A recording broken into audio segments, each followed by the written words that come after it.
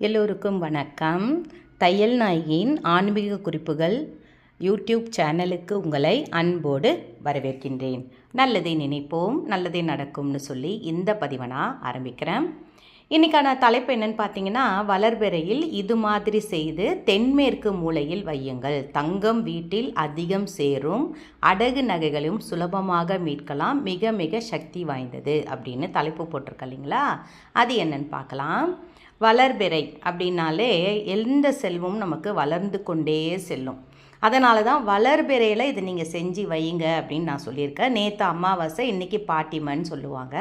நாளைய தினம் இதை நீங்கள் எப்போ வேணாலும் செய்யுங்க. காலை பிரம்ம முகூர்த்தத்தில் செஞ்சாலும் அதீத பலன், இல்லை இரவு நேரத்தில் செஞ்சாலும் அதீத பலன். இப்போ நான் உங்கள்கிட்ட வீடியோவில் காமிக்கிறது என்னென்னு பார்த்தீங்கன்னா, துளசியோடைய இலைகள், துளசி இலைகள். இப்போ நீங்கள் இது சப்போஸ் நாளைக்கு நீங்கள் பெருமாள் கோயிலுக்கு போகிறீங்கன்னு வச்சுக்கோங்களேன், அங்கே துளசி இலத்து கொடுக்குறாங்கன்னா அதை எடுத்துகிட்டு வந்து செஞ்சிங்கன்னா அதீத பலன் கிடைக்கும். இது எங்கள் வீட்டுக்கிட்டேயே, எங்கள் வீட்டிலே இந்த துளசி செடி இருக்குது, அதை எடுத்து தான் உங்களுக்கு இப்போ நான் வீடியோவில் காமிக்கிறேன். இதை நம்பிக்கையோடு யாரெல்லாம் செய்கிறாங்களோ செஞ்சு நீங்கள் வைக்கிறதோடு இல்லாமல் மனசாரவும் நினைக்கணும், எனக்கு இதை நான் செய்கிறேன், எனக்கு தங்கம் சேரும், எனக்கு அடகு நகை கடையில் இருக்கிற தங்கம் கூட எனக்கு வந்து சேர்ந்து விடும் என்ற ஒரு நம்பிக்கையோடு இதை நீங்கள் செய்யுங்க. இப்போ நான் ஒரு செப்பு பாத்திரம் தான் எடுத்துருக்கிறேன். இது வந்து செப்பு டம்ளர் மாதிரி எங்கள் வீட்டில் இருந்துச்சு. உங்கள் வீட்டில் சின்னதாக அந்த நம்ம பஞ்ச பாத்திரம் இருக்கும் இல்லைங்களா, அது செப்பில் இருந்தால் கூட செம்புன்னு சொல்லுவாங்க, செப்புன்னு சொல்லுவாங்க, செம்புன்னு சொல்லுவாங்க.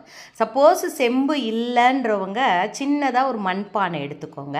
அப்படி இல்லைன்னா ஒரு கண்ணாடி போல் செம்பு பாத்திரத்தில் செய்யும் பொழுது அந்த தங்கத்து கூட செம்பு தானே சேரும், அதனால் செம்பு பாத்திரத்தில் செய்யுங்கன்னு நான் சொல்கிறேன். இப்போ 5 கிராம்பு, முதல்ல துளசி இலைகளை நல்லா மனதார என்ன தெய்வத்தை, உங்கள் குலதெய்வத்தை வேண்டிக்கோங்க, இல்லை பெருமாளை வேண்டிக்கோங்க, எந்த தெய்வம் உங்களுக்கு நல்லா எனக்கு நான் இந்த தெய்வத்தை வேணா நல்லது நடக்கும்னு நினைக்கிறீங்களா நீங்கள் வேண்டிக்கோங்க. குளித்து முடிச்சுட்டு ஒரு நெய் விளக்கு ஏற்றி வச்சுட்டு இதை செய்யுங்க. நான் வந்து கவுண்டர் டாப் மேலே எடுக்கிறதுனால உங்களுக்கு அதை விளக்கு ஏற்றி வச்சுலாம் எனக்கு அந்த இடத்துல சௌரியம் இல்லை. அதனால் இப்போ நீங்கள் நெய் விளக்கு ஏற்றி வச்சுட்டு அந்த 5 கிராம்பு நான் சொன்ன முதல்ல துளசி இலைகளை போட்டுட்டு அதுக்கு மேலே என்ன பண்ணணும்னா, இதையும் பாருங்களேன், நம்ம பெருமாள் கோயில்லையே இந்த டைமண்டு கற்கண்டு கொடுத்தா கூட ஒன்று மட்டும் நீங்கள் வாயில் போட்டுக்கிட்டு மீதி எடுத்துகிட்டு வாங்க. நான் சொல்கிற மாதிரி இதை நீங்கள் செய்ய எப்போல்லாம் நீங்கள் பெருமாள் கோயில் போகிறீங்களோ அப்போல்லாம் நீங்கள் இதை செய்ய அடுத்தது வந்து பச்சை கற்பூரம். இந்த பச்சை கற்பூரம் எங்கெல்லாம் இருக்கோ எப்பவுமே பாருங்கள், திருப்பதி ஏழுமலையானுக்கு இந்த தாவாக்கட்டையில் பச்சை கற்பூரத்தை தான் வச்சுருப்பாங்க. அந்த பச்சை கற்பூரத்தை ஒரு துண்டு அதில் போட்டுக்கோங்க. போட்டுக்கிட்டு அடுத்து மனசு முழுவதும் அடுத்தது உங்கள் கையில் இருக்கிற ஏதாவது ஒரு தங்கம், மோதிரமாக இருக்கட்டும், அது கம்மலாக இருக்கட்டும், இல்லை வந்து சின்ன திருகாணி, ஒரு குழந்தையோட திருகாணி, கம்மலோட மேல் கம்மல்மா இது நான் யூஸ் பண்ணாதம்மா வச்சுருக்கேன் அப்படின்னாலும் ஓகே. அந்த தங்கத்தை அதில் நம்ம சேர்க்கணும். ஒரு தங்கமாவது அதில் சேர்வை இருக்கணும். ஒரு குண்டுமணி தங்கம், ஒரு 1/4 கிராம் காயின் அப்படின்னா கூட ஓகே தான்.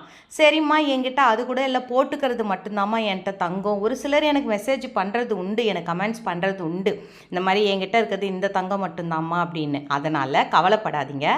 ₹1 நாணயத்தை அதில் தங்கமாக நினச்சி சேருங்க. அதுவும் வளர்பிறையில் நம்ம இந்த பரிகாரம் செய்ய எப்போவுமே இந்த ஒரு நாளைக்கு மட்டும் கிடையாது, அடுத்த வளர்பிறைக்கும் நீங்கள் இதை மாதிரி செய்யுங்க. இல்லை வெள்ளிக்கிழமையில், இப்போ நாளைக்கு என்ன இதை விட்டுட்டா கூட சில பேர், நிறைய பேர் கேட்குறீங்க செம்பு இல்லைன்னா என்னம்மா பண்ணுறது. உங்களுக்கு எது சரின்னு படுதோ அந்த பாத்திரத்தில் இதை மாதிரி நான் சொல்கிற மாதிரி எல்லாம் மனசார ஓம் நமோ நாராயணா சொல்லுங்கள், மகாலட்சுமி நமோஸ்துதேன்னு சொல்லுங்கள், இல்லைன்னா ஸ்ரீம் என்ற மந்திரத்தை திரும்ப சொல்லுங்கள். சொல்லிக்கிட்டே இதை செய்யுங்க. செஞ்சுட்டு இதை எடுத்துகிட்டு போயிட்டு நல்லா அந்த துளசி இலை இருக்கு இல்லைங்களா, அந்த துளசி இலைக்கு அடியில் அந்த தங்கத்தையும் இந்த கிராம்பு எல்லாத்தையும் போட்டுட்டு அதுக்கு மேலே பன்னீர் ஊற்ற வேண்டும். பன்னீர் ஊற்றினான்னு தெரியல, இப்போ நான் வீடியோ கவனிக்கலை.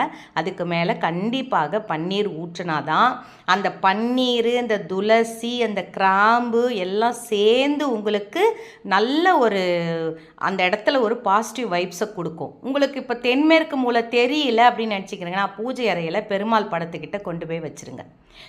இதை செஞ்சுட்டு ஒரு 3 நாள் அப்படியே இருக்கட்டும். அந்த தங்கம் அதிலேயே ஊறி இருக்கட்டும். உங்களுக்கு தங்கம் சேரலையேன்றவங்களுக்கு நிறைய தங்கம் சேரும். அடகு நகை மூக்கமிடியிலேயே மீட்க முடியாமல் கஷ்டமாக இருக்கேன்றவங்களுக்கு கொஞ்சம் கொஞ்சமாக பணம் கட்டி நீங்கள் சுலபமாக அந்த தங்கத்தை மீட்டுடுவீங்க. அதை நம்பிக்கையோடு செய்யுங்க. நல்லதே நடக்கும். வெற்றி நிச்சயம். வாழ்க வளத்துடன் சொல்லி நான் அந்த பதிவை நிறைவு